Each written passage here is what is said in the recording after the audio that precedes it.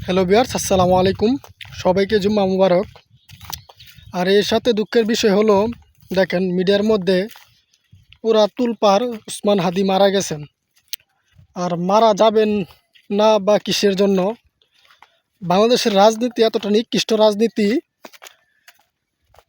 এমনভাবে গুলি করা হয়েছে তার নিজের বন্ধু, তার নিজের সহচর একসাথেই চলছে, কিন্তু এমন টাকা খাওয়াইছে, এমন রাজনীতিবিদরা নিকৃষ্ট কাজ করছে, ওরে দেয় মারাইছে, এমনভাবে গুলি করছে যে ব্রেনের যে ব্রেনে যে অ্যাটাচড যে রগের মতো যে অ্যাটাচড আছে, সে নিয়ে গুলিটা লাগছে।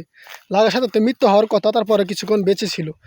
আসলে উসমান হাদি ঢাকা মেডিকেল নেওয়ার সময় কিন্তু মারা গিয়েছিল, সাংবাদিকরা যেরকম বলছে আর কি। কিন্তু সিঙ্গাপুর নিছে, পরে আনি সেখানেও মিডিয়া বললো যে মারা গেছে, সেখানে সিঙ্গাপুর মারা গেছে। কিন্তু একটা জিনিস দেখেন, বুঝার আসে কতটা খারাপ বাংলাদেশ।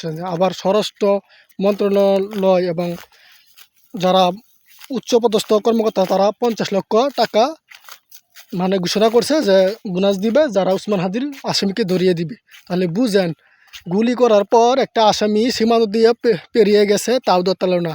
আমাদের আইন শৃঙ্খলা বাহিনীর কাজটা কি?